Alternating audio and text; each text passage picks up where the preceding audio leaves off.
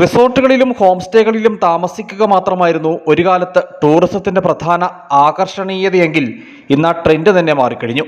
വിനോദസഞ്ചാരത്തിന് അനന്ത സാധ്യതയുള്ള ഇടുക്കിയിൽ ഫാം ടൂറിസത്തിന് പ്രചാരമേറുകയാണ്. ഹൈറേഞ്ചിന്റെ നയനമനോഹര കാഴ്ചകൾക്കൊപ്പം കൃഷിത്തോട്ടങ്ങളും കൃഷിരീതികളും പച്ചപ്പ് തിങ്ങിയ കൃഷിയിടങ്ങളിലെ താമസവും നാടൻ ഭക്ഷണ രീതികളുമൊക്കെയാണ് സഞ്ചാരികളെ കൂടുതലായി ആകർഷിക്കുന്ന ഘടകങ്ങൾ. തിരക്കുകളിൽ നിന്നൊഴിഞ്ഞ് കുടുംബത്തോടൊപ്പമോ സുഹൃത്തുക്കൾക്കൊപ്പമോ ചുരുങ്ങിയ ചെലവിൽ വിനോദസഞ്ചാരം നടത്തി മടങ്ങാമെന്നതും ഫാം ടൂറിസത്തിന്റെ പ്രചാരം വർദ്ധിപ്പിക്കുന്നു. ഫാം ടൂറിസത്തെ പരിപോഷിപ്പിക്കാൻ സർക്കാരിന്റെ കൂടുതൽ ഫലവത്തായ പദ്ധതികൾ ഒരുക്കണമെന്ന ആവശ്യവും ഉയരുന്നുണ്ട്. കർഷകന്റെ പറമ്പിൽ ചെന്നാൽ പോലും വളരെ മനോഹരിതമായ രീതിയിലുള്ള ഭൂരിഭാഗം കർഷകരുടെ ഇടം അങ്ങനത്തെയാണ്. അപ്പോൾ ഇവിടെ ഫാം ടൂറിസം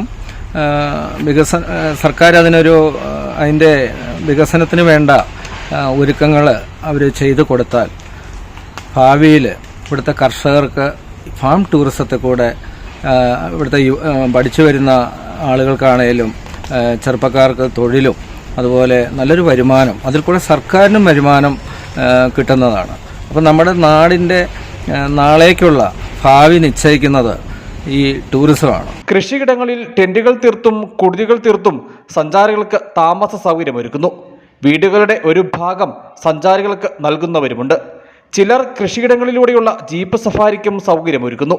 കാർഷിക വൃത്തിക്കൊപ്പം ലഭിക്കുന്ന അധിക വരുമാനമായാണ് കർഷകർ ഫാം ടൂറിസത്തെ നോക്കിക്കാണുന്നത്. വിലയിടിവും ഉൽപാദനക്കുറവും കാർഷിക മേഖലയ്ക്ക് തിരിച്ചടിയാണ്.